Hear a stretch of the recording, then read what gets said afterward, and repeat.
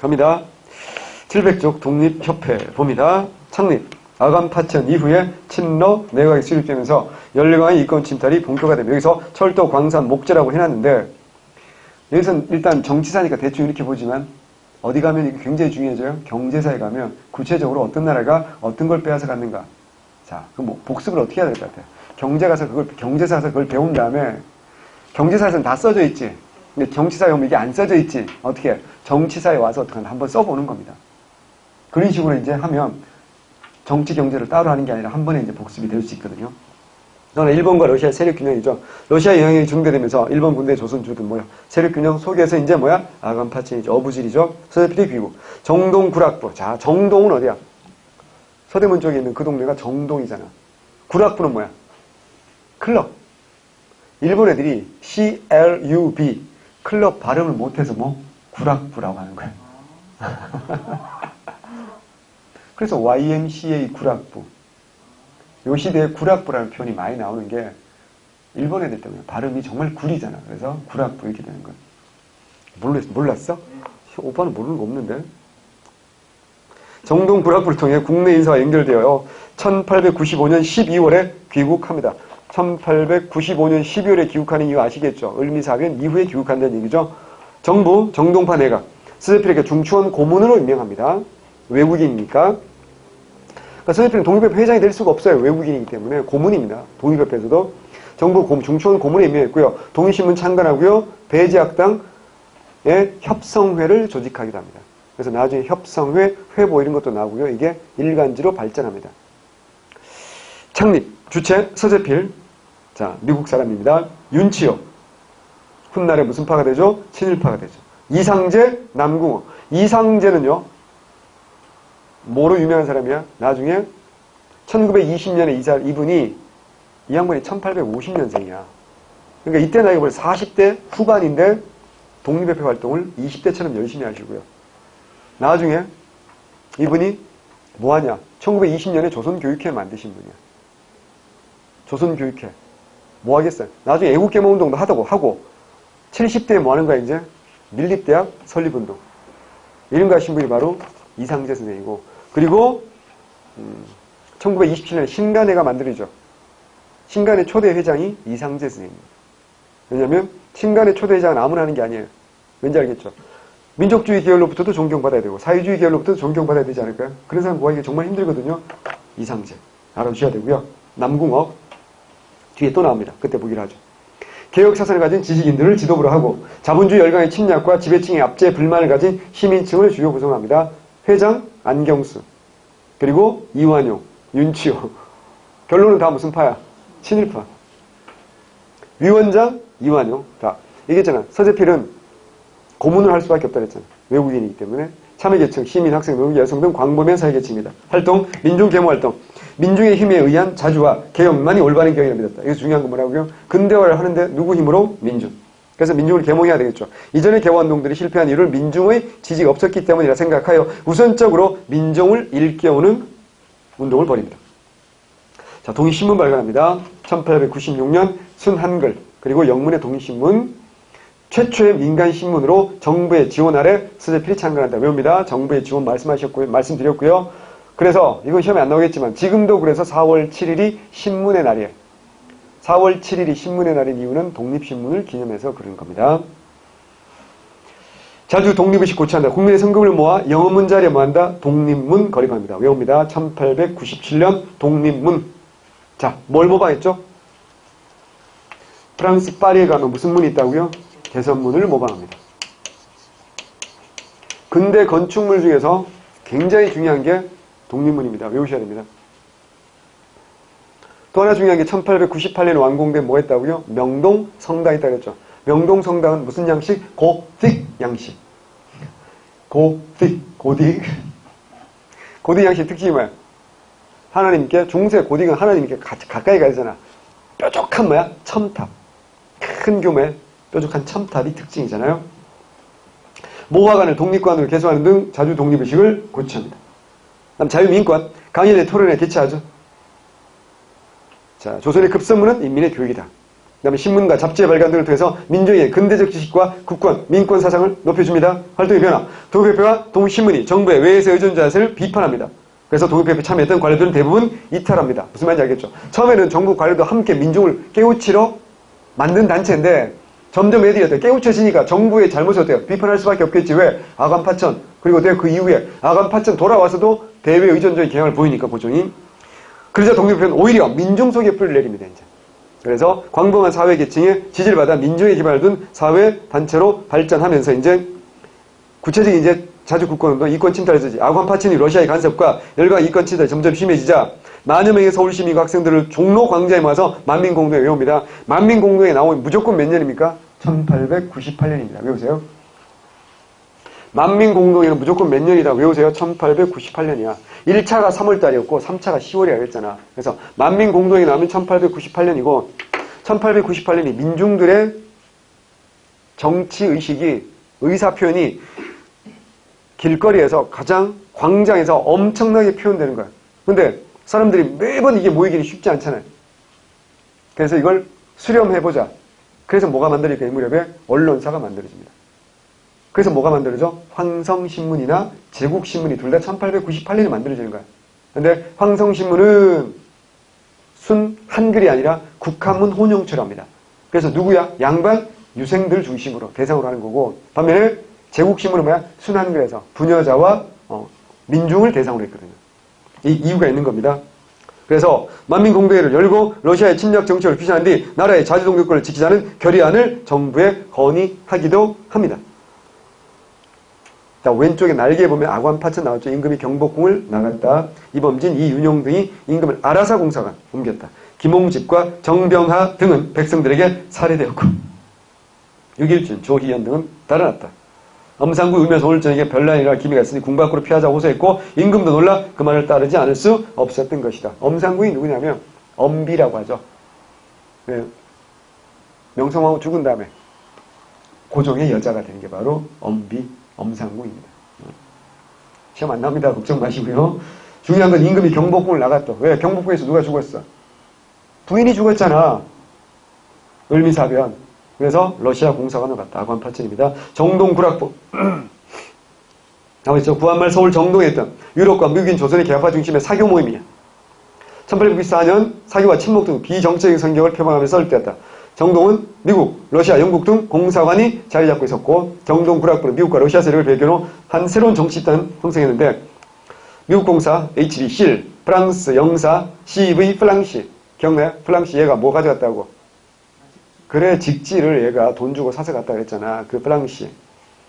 의관과 짱드르, 언더우드, 아펜젤러 선교사. 조선을 민영환 나오죠, 그죠? 2천만 동포에 구함 유서 남기고 자살했잖아. 을사는 이야기 후에 윤치호, 이상재, 이완용 등이 회원이었던. 블라블라 쭉 한번 읽어보시면 됩니다. 다음 페이지 갑니다. 701쪽입니다. 만민공동회 최초의 근대적 민중집회였으며 개화세력과 민중의 결합을 의미합니다. 독일협회는 수시로 만민공동회를 열고 열강의 내정화사, 이권양도 요구, 토지조차 요구 등에 대해서 국권과 국위를 수여하는 자주국권을 전개합니다. 자, 관민공동회 배경, 서지필 세력의 계속된 반정부 전향에서 정부가 서지필 고문해서 해임합니다. 미국으로 출국하도록 조치를 취하자 5월달에 서지필이 미국으로 갑니다. 이들은 만민공동회를 개최하고 상소운동을 전개하고 이에 갈등 봉합에 의한 의미로 관민공동회가 개최됩니다. 독일협회는 관민공동회를 개최해서 공동결의 문인 헌의육조, 중요하죠. 헌의육조, 중추원을 개편해서 의회를 만들고자 했고 정부는 관민공동회 주장을 받아들여 수구 대신을 교체하고 중추원 구성과 재정개혁 약속, 특히 중추원 의회는 정부 관료와 독일협회 인사를 반반씩 선임하기로 했어요. 그러나 남이 이제 자유민권운동도 하는 거야. 국민의 신체의 자유, 재산권, 언론, 출판, 집회의 결사의 자유를 확보를 도모했으며 성과를 거두게 됐죠. 그래서 왕실의 정치정책을 비판하고 중심물인 이용익을 탄핵, 퇴진시키기도 합니다. 이용익 기억나세요? 보부상 인생 한 발이다. 이모군란 때 기억나잖아. 서울에서 충주까지 왔다 갔다 우편배달부, 우정구 이거 뭐라 계리직이라고 하나 요새는? 계리직 공무원 아닌데 이용익 퇴진시키고요. 고종 독살 미수 사건, 김홍륙 독가 사건이라고 했어요. 얘가 원래는 이제 신분이 낮은 아이였는데 러시아 말을 잘해가지고 굉장히 출세한 아이야. 이래가지고 이제 러시아 세력을 등에 업고 갖은 부정비리를 저지른 거지. 그래서 어떻게 한대? 잘린 거야. 그 열이 받은 얘가 어떻게 한다요? 고종이 먹는 커피에 독을 탄 거야. 고종과 훗날의 순종, 세자에게 독을 탔는데 고종은 커피 많이 하잖아. 한 모금만 딱 커피를 뭐 숭늉 먹겠지 벌컥 먹진 않잖아. 한 모금 딱 이렇게 음미하는 순간 이게 뭔가 이상하다. 그래서 뱉었어. 그래서 고종은 아무 문제 없어. 근데 순종은 그걸 잘 모르니까 그냥 원샷을 때렸나 봐. 그래서 그때부터 순종은 얘가 상태가 굉장히 안 좋아졌다. 라고 하고요. 고종은 살았어요. 커피를 잘 마셔야 돼. 커피 매니아. 그래서 살았다니까. 그래서 요걸 이제 아까 내가 갑이라는 영화 있다고 했잖아요. 거기도 그런 비슷한 내용들이 나와요. 실제로 있었던 일입니다. 고종 독설 미수사건을 계기로 갑오개혁 폐지된 노릭법, 참여연과 연자법의 부활을 추진한 대신 등을 퇴직시킵니다. 그러니까 이걸 계기로 정부는 어때요? 더 강하게 나가려고 했던 거지. 하지만 동기부패는 아니다. 그건 그거고 구시대 약법을 계속 부활한다는 건 안 된다.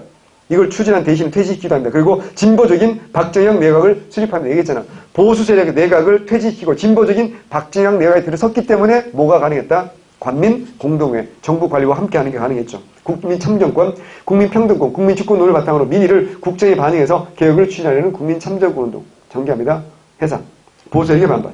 동표표 활동은 의회 설립과 서울시 입헌군주의 실현을 목표로 했기 때문에 보수 세력과 대립할 수밖에 없었고 보수 세력은 박정형 내각을 무너뜨리고 동표표도 해산시킵니다. 조병식이 보고 얘기했죠. 고종에게 독립협회가 왕정을 폐지하고 공화정을 실시한다고 모함한 조병식. 보수 세력의 대표자입니다. 이상재 등 동표표 간부들을 구속하고 조병식 등 보수 세력을 다시 등용합니다. 조병식은 나중에 어디에 경제사에 보면 방공역 있죠. 거기 나오는 사람이 조병식이야. 같은 사람이야. 들으면 봤을 거야. 그래서 이름을.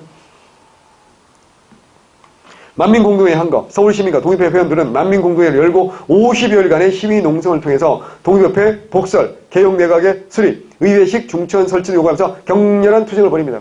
50여일을 싸우는 게 쉬운 일이 절대 아니죠. 대한제국의 탄압, 정부는 황국협회. 자, 나옵니다. 황국협회 1898년. 왕국이 아니라 황국인 이유 알겠죠? 대한제국 수립했으니까 황국입니다. 자, 기억나세요? 그 전에 뭐 있었어? 해상공국. 1883년 해상공국. 1898년에는 황국협회. 1899년 얘들 관리하는 관청이 상무사입니다. 뒤에 나옵니다. 전부 다 세 개 나올 수 있죠. 공통점 뭐라고요? 보부상과 그랬습니다. 외우셔야 됩니다. 정부는 황국협회 소속된 보부상 동원하여 만민공동 탄압했고 군대까지 동원해서 독립협회와 민중대 정치활동을 탄압합니다. 그래서 독립협회 3년 만에 해산당하고 말았습니다. 오른쪽에 만민공동이 봅니다. 최초의 근대적 민주집회 3월에 처음 개최됐다. 그 다음에 여러 차례 개최됐다. 블라블라 나왔고요. 중추원. 자, 의장 1인, 부의장 1인, 의관 50명. 참석하인 주사사인으로 정한다. 의장은 대왕제폐하께서 칙수, 조칙을 내려서 임명하시고 의관의 절반은 정부가 나라에 공이 있는 사람의 회의를 추천하고 나머지 절반은 인민이 만든 협회. 인민이 만든 협회가 뭐였어? 독립협회지. 27세 이상 회원 회원 중에서 정치 법률 학회에 통달한 자를 투표해서 추천한다. 이게 중추원입니다. 헌의육조. 외국인에게 의지하지 말고 관민이 협력하여 황권을 공고히 할 것. 자, 조심해야 돼. 헌의육조 여러분이 사료를 안 읽어보면 1조 이걸 보고 헌의육조라고 생각하지 못해. 헌의육조는 뭐야? 황제권을 뭐 한다? 제한한다. 입헌군주제한다. 이것만 그냥 줄기장창 필기노트 외우고 이러면 이거 사료 나왔을 때 이게 헌의육조가 아니라고 생각한다니까. 봐봐. 여기서 외국인에 의지하지 말고 하나의 문장과 관민이 협력하여 황권을 공고히 할 것. 자, 여기서 핵심 내용은 뭘까요? 황제권을 강화하는 게 아니지. 이건 뭐야? 그냥 립 서비스에 불과해. 어쨌거나 지금 뭐야? 대한제국이잖아. 그럼 이 모든 걸 받아들이는 주체가 누구야? 황제지. 그럼 황제의 마음은 어때요? 어루만져줘야 돼. 형 최고예요. 맞아요. 하지만 실권은 없어요. 뭐 이런 거잖아요, 지금. 그래서 더 중요한 핵심 포인트는 뭐라고요? 외국인에게 의지하지 말 것이야. 이때 말하는 외국인은 주로 뭐겠어? 러시아겠지, 당연히. 두 번째, 이게 제일 중요하지. 정부와 외국과 조약은 각 대신과 중추원 의장이 합동 날인을 시작할까? 다시. 정부와 외국과 조약은 지금까지 누가 하는 거야? 황제가 하는 거지. 전제군주제니까. 황제가 사인하면 끝나는 거 아니에요. 근데 그게 아니라 뭐라고요? 각 대신과 중추원 의장이야. 각 대신은 요즘 말로 뭘까? 장관이지. 중추원 의장은 요즘 말로 뭘까? 총리야. 그럼 어떻게 한다? 외국과 조약을 맺을 때 주무부서 장관과 총리가 사인을 해야 되는 거야. 황제가 하는 게 없는 거지. 이게 무슨 군주제야? 입헌군주제지. 그래서 2조가 제일 중요합니다. 국가재정은 탁지부가 전관하고 예산과 결산은 인민에게 공포해라. 자, 재정이 일어나 탁지부 나왔지. 그래서 한 걸음 더 나아가잖아. 봐봐. 예산과 결산을 누구에게? 백성들에게 공포하라 그랬잖아. 4조 중대한 범죄를 공판하되 피고와 자백한 후에 실시해라. 책임가는 정부의 자문하에 과반수에 따라 임명해라. 정해진 규칙을 실천해라. 이게 헌의 6조고 이걸 고종이 받아들이려고 했다니까. 받아들이려고 했는데 보수 세력의 모함으로 한 방에 고종이 뒤집습니다. 신이 넘는 인간이죠. 황국협회, 홍종우, 이기동, 기룡수 등이 만든 보부상연합단체이자 관변어용단체가 황국협회인데 홍종우가 누구냐면 김옥균을 암살한 사람이 홍종우입니다. 그리고 우리나라 최초의 파리 유학생이기도 한 사람입니다. 춘향전 같은 걸 거기서 번역해가지고 알리기도 했던 사람이에요. 근데 파리에서도 한복 입고 돌아다녔던 오빠가 바로 홍종우입니다. 그러니까 홍종우와 김옥균의 생각이 근본적으로 달랐다고 할 수는 없어요. 둘 다 근대적인 생각을 가지고 있었어요. 근데 홍종우는 무슨권을 강화하자 황제를 중심으로 하자는 거였고 왕을 중심으로 하자는 거였고 김옥균은 그게 아니었던 거지.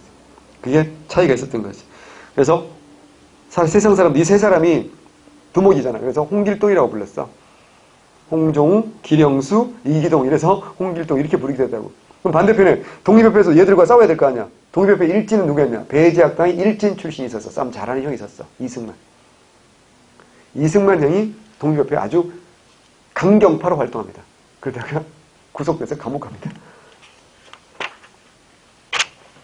다음 페이지. 독립협회 해산 1898년 11월 5일 우리 역사상 처음으로 독립협회에서 25명 민선 의관을 선출하게 되었다. 그런데 이에 보수의 세력은 11월 4일 밤에 독립협회가 왕정을 폐지하고 윤추호를 대통령으로 삼으려 한다는 임명선을 날조하여 결국 해산시키고 간부 17명 체포하겠다. 만민공동회는 조병식, 민종우, 유기한, 이기동, 김정근 5명의 익명사건의 책임자를 지목하고 이들 5명의 처벌을 요구했다. 무슨 말이냐면 원래는 그랬다고 11월 5일 날 이제 뭐 하기로 했다고? 최초로 의회를 만들기로 했다고. 근데 그 하루 전날 밤에 고종이 어떻게 한다고요? 조병식 같은 애들의 그 페이크 뉴스지, 요즘 말로 하면. 가짜 뉴스잖아. 그 얘기를 듣고 어떻게 한다? 손바닥 뒤집듯이 이걸 뒤집어버린 거야. 그럼 사람들이 어떻게 할까요? 수천 명이 모입니다. 이때도. 모여가지고 경찰들이 있는데 17명을 잡아갔다 했잖아요. 주동자를. 그 사람들이 뭐라고 한 줄 알아? 나도 잡아가라고. 소리를 지릅니다. 근데 어떻게 잡아가? 그 많은 사람을. 그래서 못 잡아가지. 그래서 대치가 계속 이어지는 거야. 이 대치가 며칠 동안 이어지냐? 복잡하지만 50일 가까이 이어지는 거야. 그랬다가 결국 12월 23일 무렵, 그러니까 크리스마스 무렵에 고종이 어떻게 한다고요? 황국협회도 동원하지만 누구도 동원해요? 군대까지 동원합니다. 황국협회와 황국협회 애들을 습격하게 하고요. 무장해서. 그 다음에 군대까지 동원해서 결국 어떻게 한다? 강제 해산시킵니다. 그러면서 독립협회는 더 이상 모이지 못합니다. 그래서 해산당한 거죠. 뭐 며칠 날 해산 이게 아니에요. 더 이상 사람들이 뭉치지 못하면 어떡한다. 이제 해산된 거랑 마찬가지니까. 하원 설치 반대. 우리나라 인민들은 몇백 년 교육이 없어서 자유니 민권이니 하는 말도 모르고 혹 말이나 들은 사람들은 아무렇게나 하는 것을 자유로 알고 남을 해롭게 하여 자기를 이롭게 하는 것을 권리로 하니 이러한 백성에게 호련히 민권을 줘서 하의원을 실시하는 것은 도리어 위태함을 빨리 한다. 이게 독립신문에서 주장한 거라고 해야 돼. 그래서 자 이거 한 줄로 요약한 뭐야? 6글자를 해봐. 하원 설치 반대. 다시. 하원 설치 반대. 플러스 의병 활동에 대해서 긍정적으로 볼까 부정적으로 볼까? 부정적. 독립협회는 의병 활동에 대해서 도적대 이렇게 부정적으로 봅니다. 이 두 가지가 뭐라고요? 독립협회가 뭐라고요? 독립협회가 뭐라고요? 한계. 또 하나 있어. 독립협회가 또 하나 한계점 얘기했잖아. 독립협회가 외세에 대해서 배척하는 걸 하는데 주로 누구라고요? 러시아. 러시아에 대해서는 어떻게 한다고요? 이권 침탈 저지를 잘하지. 하지만 미국이나 일본에 대해서는 어떻게 한다고요? 오히려 미국이나 일본이 철도 부족고 있는 거 가져가면 어떻게 한다? 우리가 근대화 된다는 증거 아니냐. 이런 식으로 이걸 전문용어로 이제 내로남불 막 이러잖아요. 그치? 그래서 잣대가 일관적이지 않았다는 얘기지. 그래서 왜냐하면 구성원들 자체가 뭐야? 친미라든가 친일 쪽 사람들이 많이 구성되어 있기 때문에 그 한계점이 있다는 거 명심해야 돼. 그래서 본문 사료에 보면 다시 의와 한계 봅니다. 의, 우리나라 최초의 민주주의 정치운동이고 근대적 민족주의 운동이다. 민주에 의한 자주적 근대운동이다. 한말 애국경운동에 직접적인 영향을 주었고 일제강점기 민족운동에 영향을 준 건 맞아. 한계점. 보수 집권 세력의 탄압과 급진소장파의 과격한 투쟁. 독립협회가 만민공동의 지도력 부족. 시민세력의 미성숙. 성과는 한계가 있죠. 독립협회 외세 배치운동 주로 누구야? 러시아. 미국, 영국, 그리고 일본에 대해서 우호적인 한계점. 민중들이 요구하는 하원 설치를 반대해서 자신들이 참여하는 상원만의 설치를 정부에 요구했다는 것도 한계점이긴 하지만 여러 번 얘기하지만 어떻게 첫 번째 숟가락에 배부를 수 없는 거거든요. 그래서 한계보다는 의의가 많다고 볼 수 있어요. 의병할 때는 부정적인식. 이게 누구라고요? 독립신문에서 블라블라 나와 있습니다. 한 번만 읽어 보시기 바랍니다. 이게 한계점이다라고 할 수 있어요. 그 다음에 활동을 1기, 2기, 3기, 4기 뭐 이렇게 쭉 이렇게 구분하는 박사님도 있는 겁니다. 그래서 한번 정리해 본 거에 불과하고요. 그렇다고 해서 반드시 이래야 되는 건 또 아니기 때문에 대충 이랬구나라는 거 두 개 활동 한번 쭉 복습한다는 심정으로 이렇게 순서별로 이렇게 보는 것도 나쁘지 않으니까 한번 보시면 됩니다. 자, 그 다음 뭐라고요? 대한제국 갑니다. 대한제국의 성립 배경 최익현을 비롯한 유생들이 고종의 환궁을 요구하고 최익현 또 나오네. 민영환 등 정부 관리들이 환궁 주장합니다. 자주 독립과 수립의 필요성을 자각했고요. 한반도 러시아와 일본의 세력 균형 속에서 러시아 견제를 위해서 국제 여론 조성되고 아간 파천 이후 친러 내각 수립되죠. 이런 이건진을 본격화되는 상황 속에서 대한제국이 수립이 됩니다. 창립, 국호를 대한제국이라고 연호를 광무라고 짓고 자주국가임을 내외 선포합니다. 원구단에서 황제 제의식 외웁니다. 대한국 국제, 독립협회를 강제해서 한 후에 대한국 국제입니다. 대한제국은 자주독립 천명했고 황제 무한한 군주권, 전제정치 시기를 명문화했다는 게 한계점이죠. 왕권이 강화된 건 좋겠으나 근대화가 늦어지는 한계점일 수밖에 없죠. 광부의 원칙 뭐라고요? 9번 신체. 그래서 뭐다? 점진적이다라는 겁니다. 점진적. 그러니까 가보일미개혁의 무슨 성을 비판했다? 급진성을 비판했다라는 겁니다. 이들이 보기에는 가보일미개혁은 너무나도 돼요. 급진적이니까 우리가 돼요. 천천히 가자라는 겁니다. 정치, 교, 전소와 사례소 설치한다. 자, 글자를 볼 때 한 글자 잘 봐. 경국대전 할 때 전자지. 이거 뭐야? 법이란 뜻이잖아. 사례소. 이게 뭐야? 예의지. 뭐야? 왕과 황제는 뭐야? 당연히 엄연히 다른 존재잖아요. 뭐가 달라? 격이 다르지. 그럼 뭐가 달라야 돼? 법도 달라야 되고 뭐도 달라야 돼? 예의는 더더욱 달라야 되겠지. 일단 옷 색깔부터 달라지잖아. 왕은 뭐라고요? 용 그려진 옷을 입을 때 어떻게 한다고요? 붉은색이지. 황제는 뭐라고요? 노란색입니다. 이거 하나부터 시작해서 용 발가락 개수까지 다 달라지는 거거든요. 그러니까 모든 것들이 다 달라지기 때문에 이걸 어떻게 한다?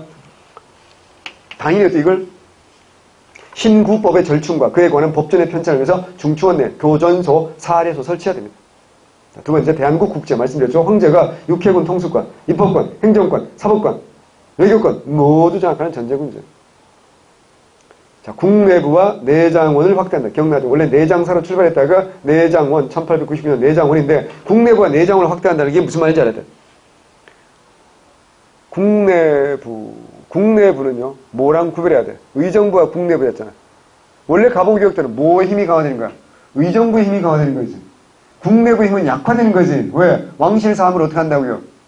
왕권을 제한하는 거니까. 근데 지금 뭐라고요? 국내부가 어떻게 된다고요? 권한이 커지는 거야. 또 내장원을 뭐라 했어? 내장원의 권한을 확대하는 거야. 이러면 안 되는 거지. 왜? 탁지부가 더 강해야지. 공식 정부 재정 사무가. 근데 내장원, 그러니까 국내부와 내장원을 확대한다는 얘기는 무슨 말이야? 이게 뭐라고요? 국왕의 직속이지. 왕실 업무, 그리고 왕실의 재정을 튼튼하게 한다는 얘기입니다. 그럼 이거 무슨 권을 가하는 거야? 왕권과. 그러니까 내장원을 확대해서 정부재정, 황실재정 분리하고요. 이걸 통해서 군주권을 강화한다는 겁니다. 외우셔야 됩니다. 고종이요. 정말 부자가 됩니다. 대한제국은 날이 갈수록 가난해지는데요. 고종은 점점 부자가 돼요. 내장원은 돈이 점점 많아져. 왜일까요? 고종이요. 지가 황제인데도 불구하고 대한제국을 상대로 고리대금업을 합니다. 농담 아니고 진짜 100% 레알입니다. 실화입니다. 정부가 예산을 쓰다가 부족할 수 있잖아요. 그럼 어때요? 어디선가 빌려야 되겠지. 그걸 누가 빌려주는 줄 알아? 내장원에서 빌립니다. 자기 개인 금고에서. 빌리고요. 대신 뭐 할까요? 다음에 갚을 때 이자, 고리대 이자를 쳐가지고 내장원에 갚습니다. 세금 거두면요. 그럼 어떻게 돼? 국가는 어때요? 가난해지지만 자기 개인 금고는 어때요? 점점 많아지. 이거 학술대회 같은 데 가세요. 이거 비판하잖아요. 그러면요. 다 쓰고 도포 있고 고종 후손들 전주시대 잔뜩 옵니다. 그래서 이 나쁜 놈들아, 우리 할아버지가 나라를 되찾으려고 의병 그 돈으로 의병한테도 자금 주고 말이야, 이거 특사도 보내고 말이야, 얼마나 활동을 많이 하셨는데 그걸 비판적으로 보면 안 되지, 말이고 때고 삿대질하시고 화를 내십니다. 할아버지 그래서 망했잖아요. 라고 말하면 이제 큰 싸움 납니다. 진짜입니다. 팩트. 현재 벌어지고 있는 일. 정말 난 고종 이해가 안 돼. 지방제도 얘기했지. 23부에서 뭐야? 13도로. 정확히 1896년 8월달에 개편된 건데 어디 넣기가 애매하니까 여기 넣는 거라 그랬잖아. 그 다음에 자주외교, 해삼위 통상사무. 기억나죠? 그죠? 해삼이 많이 잡히는 거. 앞에서 한번 해서 블라디 보스토. 여기 우리 교민들이 많이 사니까 연해주 지역에 해삼 및 통상사무 설치하고요. 간도관리사 외웁니다. 누구야? 이범윤입니다. 외웁니다. 그래서 교민을 보호합니다. 간도 처음에 1902년에 간도 시찰사로 보냈다가 1903년에 간도관리사로 승격합니다. 이범윤 외웁니다. 이범윤 외웁니다.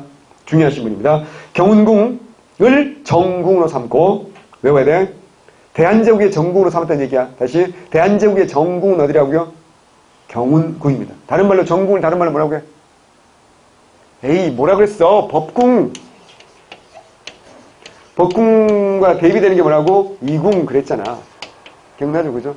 경복궁이 처음에는 법궁이었잖아. 창덕궁, 창경궁 뭐야? 이궁이고 기억나죠? 그죠? 그 얘기 했잖아 지금. 법궁은 다른 말로 뭐야? 정궁이라고 하는 거야. 그러니까 대한제국의 정궁은 경복궁이 아닌 거야. 뭐라고요? 덕수궁. 평양을 서경으로 높이고 풍경궁이라는 행궁도 건설해서 양경체제를 갖춥니다. 왜? 황제잖아. 황제니까. 그 다음에 장충단을 건립합니다. 중요합니다. 장충단 1900년. 여러분 장충단, 장충동 그럼 뭐 밖에 생각 안 나? 족발밖에 생각 안 나지. 그죠? 그럼 우리나라 족발은 그죠? 원할머니 족발 보쌈과 장충동 족발 아닌가? 그럼 안 된다. 장충이 뭐야? 생각해봐. 왜 장충이겠어? 기릴 장자지. 충성 충자지. 충신을 기린다는 뜻이야. 우주야. 단은 뭐야? 재단이라는 뜻이야. 아까 봤잖아. 원구단, 환구단, 원구단. 충신을 기리는 재단이야.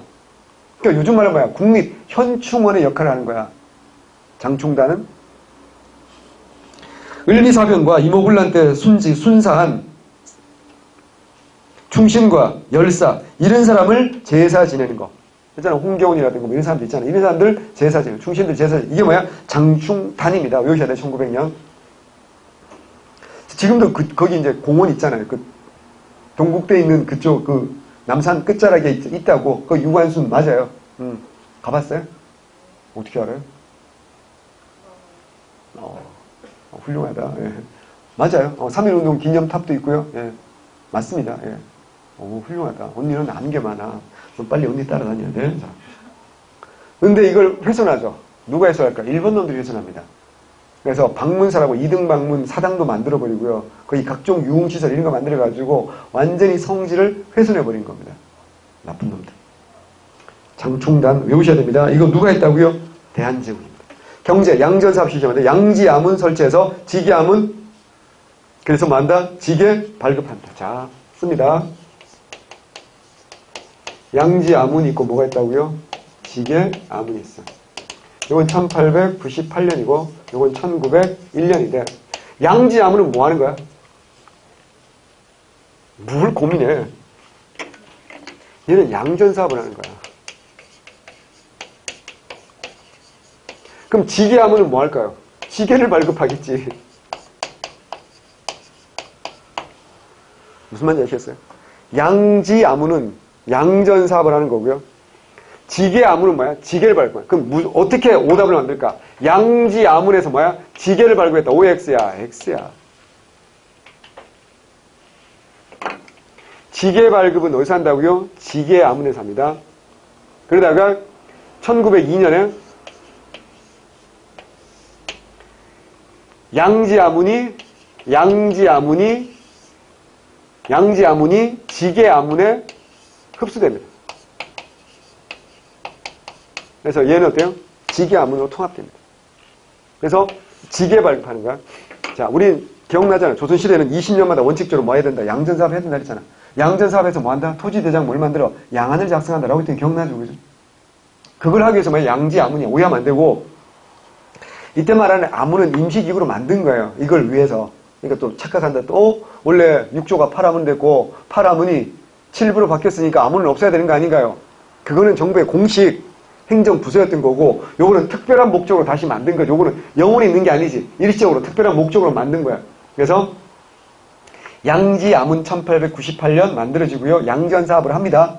그리고 1901년에 뭐야? 이제 양전사업이 어느 정도 되면 한다? 이제 지게를 발급한다고. 지게가 뭐라고요? 근대적인 토지 소유 증명서입니다. 근대적인 토지 소유 증명서. 이게 뭐야? 지게 발급입니다. 지게를 발급하기 위해서 뭘 만들었다? 지게암은을 만들었다는 거 알아야 되고. 하나 더. 이게 왜 중요하고 시험에 자꾸 나오고 대한제국의 개혁에서는 이게 가장 잘 나오거든요. 지게 발급이. 왜 그럴 것 같아요? 근대성 때문에. 무슨 말이냐면, 자, 만약에 태용이 조선시대 배가 고파서 반란 일으켰어. 배가 고파서 반란 아니야. 네가 영의정이라고 해줄게. 나름 전주이신데. 네가 영의정인데 반란 일으켰어. 그럼 또 실패로 끝났잖아. 그럼 너는 그냥 목숨만 죽는 게 아니지. 네 재산 어떻게 할 거야? 그렇죠. 다 몰수되겠죠. 네 자식들도 어떻게 한다고요? 죽거나 노비되는 거잖아. 근대적이야, 전근대적이야. 전근대적이지. 자, 그럼 지금 한번 해보자. 미안해. 니네 아빠가 반역을 일으킨 거야. 그럼 니네 아빠가 감옥 갈 수도 있겠지. 하지만 어때요? 니네 재산 어때요? 남아있지. 그럼 어때요? 너한테 어때요? 세습 될 수 있지. 땅 좀 있잖아. 남의 형제 땅 좀 있잖아. 그치? 그거 세습 될 거란 말이에요. 그럼 봐봐. 조선시대는 어때요? 아버지가 죄를 지면 연좌죄로 처벌도 같이 받고 재산까지 몰수되는 거지.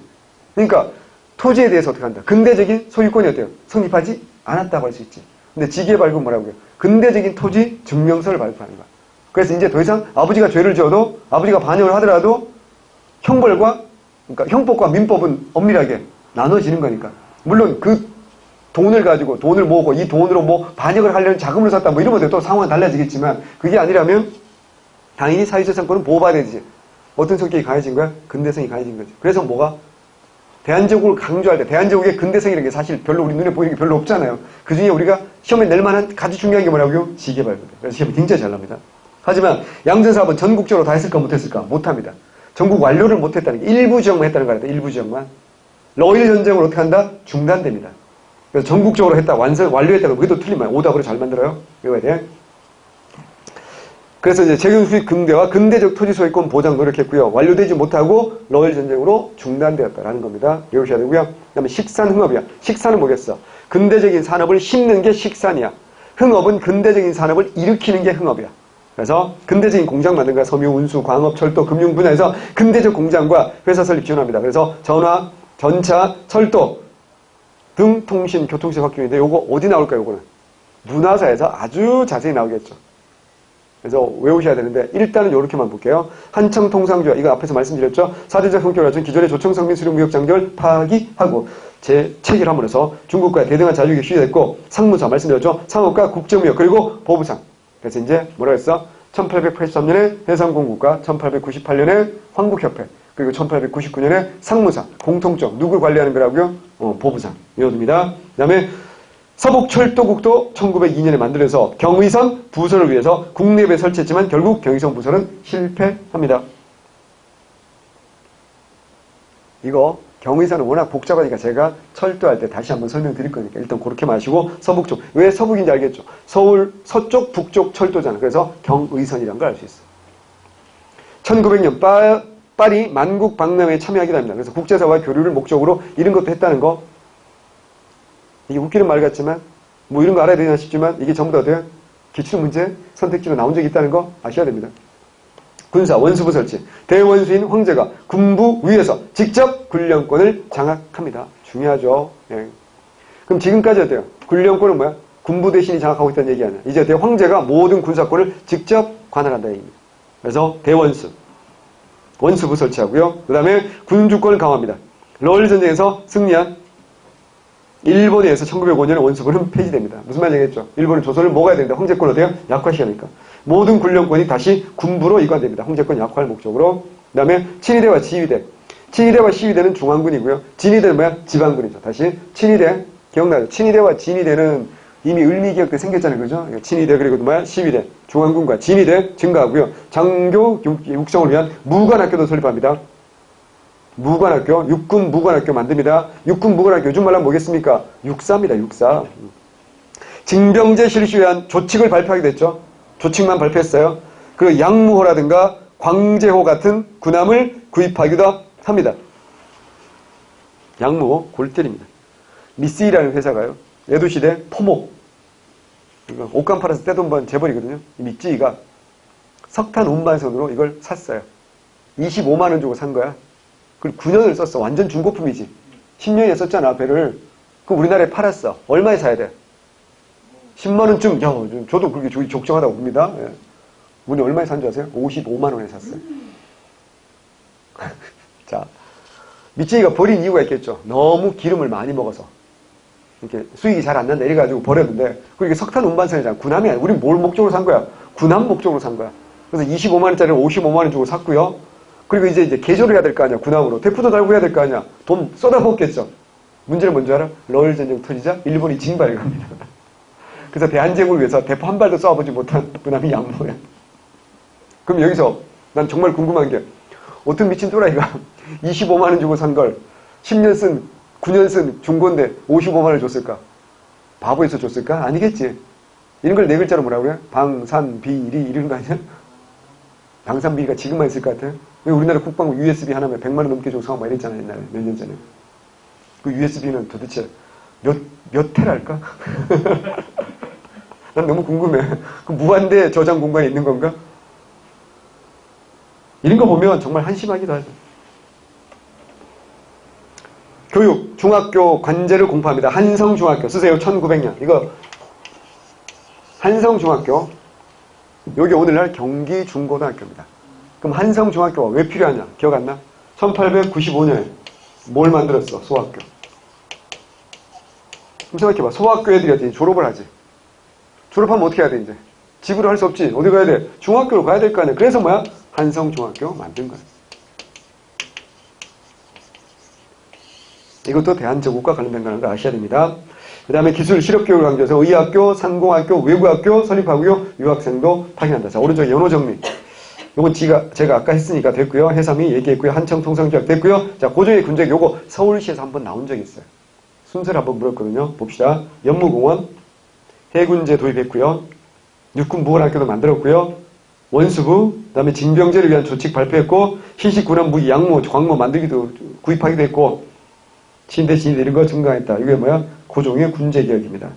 자, 연무공원, 해군제 도입, 육군보건학교, 원수부 설치, 징병조치. 여기 이제 순서 묻는 문제가 한번 나왔기 때문에 한번 봐주시기 바랍니다.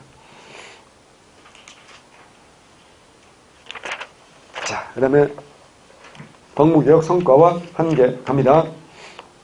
성과, 자주독립, 근대화를 지향했다는 건 성과죠. 외세 간섭 배제한테 자유주의개혁한 이게 제일 큰 한계입니다. 성과입니다. 단기간에 산업과 교육 근대화 시설을 확충 성과 냈다라고 할 수도 있어요. 한계점. 전제군주제를 강화하고요. 근대적 전쟁 정치체제를 지향하는 독일을 탄압했다는 것. 민권보장 미흡했고 열강의 간섭에서 벗어나지 못했고 군사개혁이 미흡했다는 한계점도 크죠. 한계점이 크죠. 그러니까 망했죠 뭐. 자, 대한국 국제 1조. 대한국은 세계 만국이 공인한 자주독립 제국이다.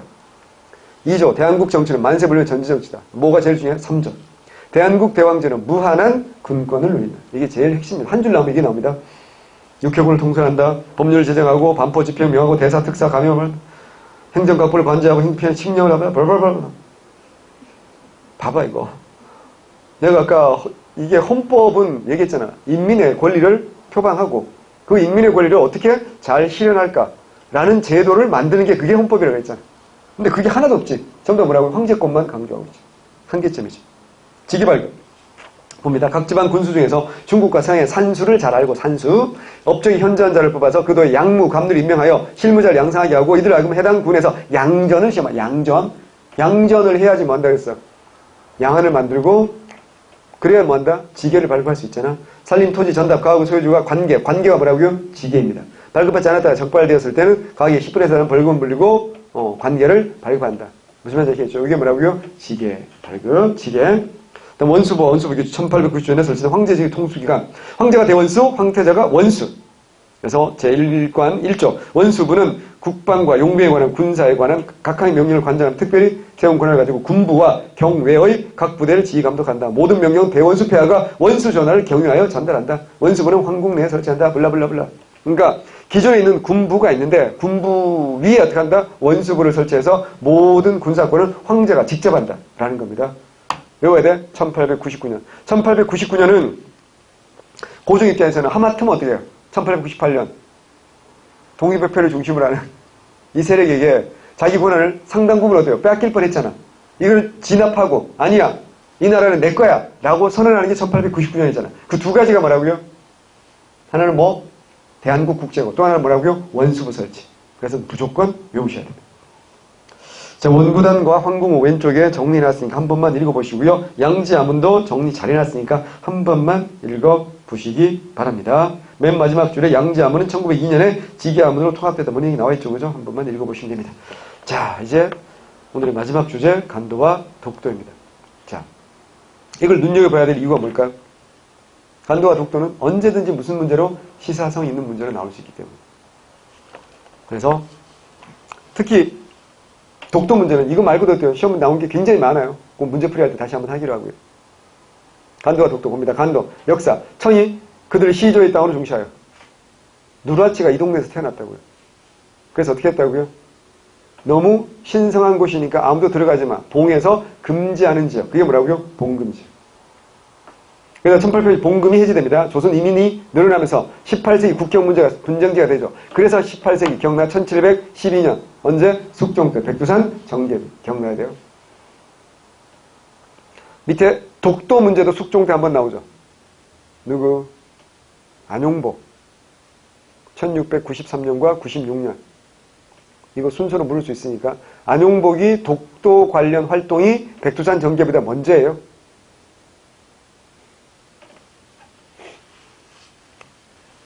순서 아시겠어요? 네. 그래서 서위 압록과 동이 토문이라고 지난번에 한자까지 다 써서 말씀드렸고요. 감계가 뭐야? 경계를 확실히 하자는 거예요. 그래서 1880년대 청은 조선의 철수를 요구하면서 85년과 87년에 감계회담을 벌였으나 결정지지 못합니다. 이중하 알아두세요. 이중하.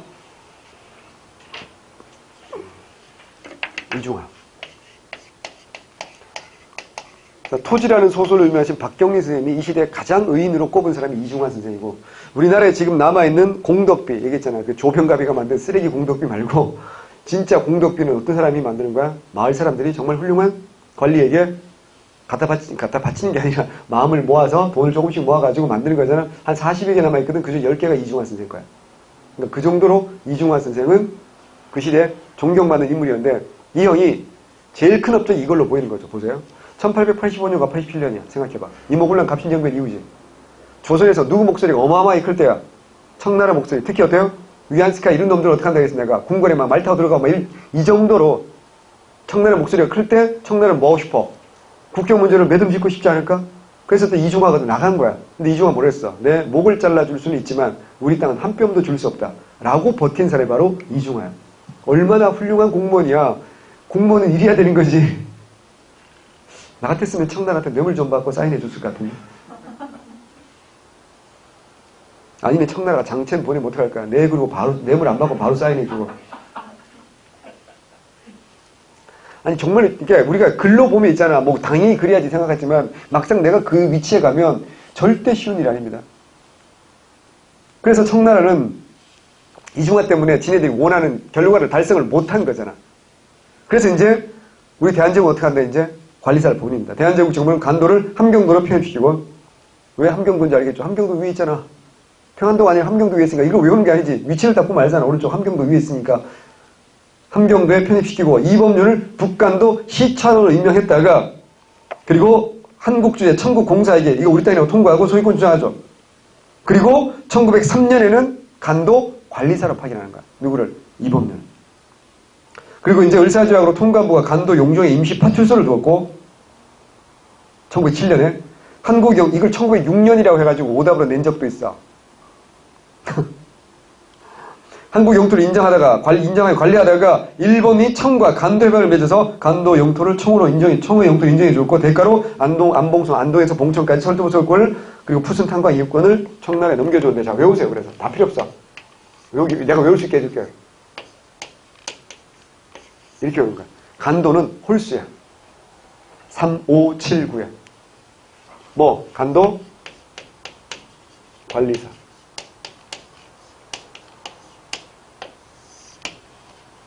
이범륜이 간도 관리사로 체결됐다. 라고 했던 거 기억나야 돼? 그 다음에 1905년에 무슨 조약이 있어? 을사조약 있잖아. 을사조약 이후에 여기 을사조약인데 을사조약 이후에도 어떻게 한다고요? 임시 파출소. 이게 무슨 말이야? 외교권이 빼앗겼지만 이때 어떻게 한다고요? 우리 땅임을 주장했다는 얘기잖아요. 지금. 그랬는데 1909년 간도 협약이. 이게 제일 중요하죠. 1909년 9월 간도 협약으로 안동에서 봉천 남만주 철도 부설권입니다. 남만주 철도 부설권을 얻는 대가로 일본이 간도를 청나라에 넘겨주고 말았죠. 근데 1909년 나라 빼앗기기 전에 이게 왜 가능하죠? 무슨 조약? 을사조약. 을사늑약으로 무슨권이 박탈당했으니까 외교권이 박탈당했으니까 어때요? 이런 일이 가능했고 을사늑약이 무효니까 우리가 어때요? 이것도 무효다. 그래서 간도가 우리 땅이다. 이렇게 주장하는 겁니다. 외우셔야 되고요. 그 다음에 독도입니다. 삼국사의 지증왕 13년 우상국 복속. 자, 기억나죠? 누구야? 신라장군 이사부. 이사부는 지위가 실직주, 군주. 그죠? 여러 번 얘기했어. 그때부터 독도는 우리 신라 땅에 우기는 거고요. 고려사 독도가 우상국 영역임을 밝히고 있으며 우상국인들이 고려에 토산물을 바친 기록도 나오고 고려 호종 때 최후가 우상국의 3인정책을 시도했으나 풍랑으로 실패하기도 했다. 자, 그 다음에 조선 세종 때 섬 주민을 본토에 옮겨 살게 하는 공도 정책이에요. 공도. 공도가 뭐야? 섬을 비우는 게 공도야. 통제하기 힘드니까. 우리도 독도 관리가 소홀해졌고요. 세종실록 지리지에 강원도 울진현이야. 이걸 2012년 경찰 2차에서 강원도가 아니라 경상도라고 오답으로 출제하게 됐어. 동생한테 꼭 얘기해줘라. 강원도입니다. 어디에 가까워? 강원도에 가깝잖아요. 그지? 근데 지금은 이제 경상도잖아요. 그지? 세종실록 지리지에 보면 무릉도, 그 다음에 무릉도, 울릉도와 별도로 우산도, 이때는 이 우산도 독도였어요. 존재는 형제섬을 기록했고, 세종실록 지리지 중요하지? 그래서 그 노래도 나오는 거야. 세종실록 지리지, 막 나오잖아요. 그지? 그 다음 1881년 공도, 숙종 19년과 22년, 이게 1693년과 96년입니다. 숙종 때문에 안용복은 일본에 두 번이나 건너가서 울릉도와 독도 우리 땅으로 인정 받고 왔다 그랬잖아. 1881년에 공도 정책을 중단했고 울릉도 및 부속 섬에 대한 주민 이주 금지 정책을 중단합니다. 80년에 개척령을 공포해서 일본 어민들의 침범이 계속되자 울릉도 경영에 나서서 주민 이주를 장려하고 하지만 진짜 중요한 건 이겁니다.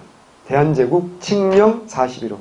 제가 앞서 전근대 살 때도 얘기했지만 무조건 시험납니다. 대한제국 칙령 41호. 울릉도를 울도로 개칭하여 강원도에 부속하고 도감을 군수로 개정해서 관제중에 편입한다. 그리고 군청 위치는 태화동으로 정하고 구역을 울릉도, 울릉전도와 죽도, 석도. 독도는 동서 두 개 돌선 독성돼 있잖아. 관할한다고 반포했고요. 대한제국 정무 총국 관보에 실어서. 이게 10월 25일이 독도의 날이잖아. 이거 너무 중요하죠. 왜? 1905년 2월 일본은 러일전쟁 중에, 이거 청일전쟁이라고 오답으로 잘 만들죠. 러일전쟁 중에 한일의정서에 전략상 필요한 지점. 기억나? 한일의정서 보면 군사전략상 필요한 지점을 지네들이 뭐 할 수 있다고요? 쓸 수 있다라는 거에 의해서 독도를 다케시마로 개칭해서 편입한 게 뭐야? 시만의 현이지. 지방현이잖아. 그러니까 뭐가 시기도 어때요? 우리가 어때요? 더 일렀지. 5년 일렀고 단위도 우리 뭐야? 대한제국 황제 측면이고 얘는 뭐라고요? 시만의 현에서 현조례를 하는 거지. 완전 다르고 그리고 현실적으로 우리가 어때요? 실효적으로 점유하고 있고 그러니까 독도는 더 이상 분쟁 지역으로 만들면 안 되는 거죠. 우리께 당연한 거니까. 근데 제가 가끔 이렇게 학원에서 지도를 그리면 일부 학생들이 선생님 독도도 그려주세요.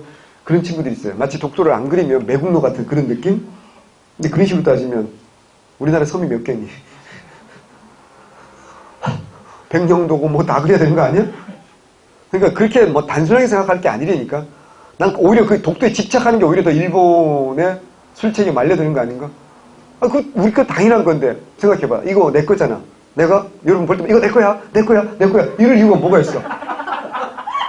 오히려 그렇게 말하면 그게 더 이상해 보이지 않아요? 제 생각은 그래요. 굳이 뭐하러 그러냐고. 좀 너무 당연한 건데.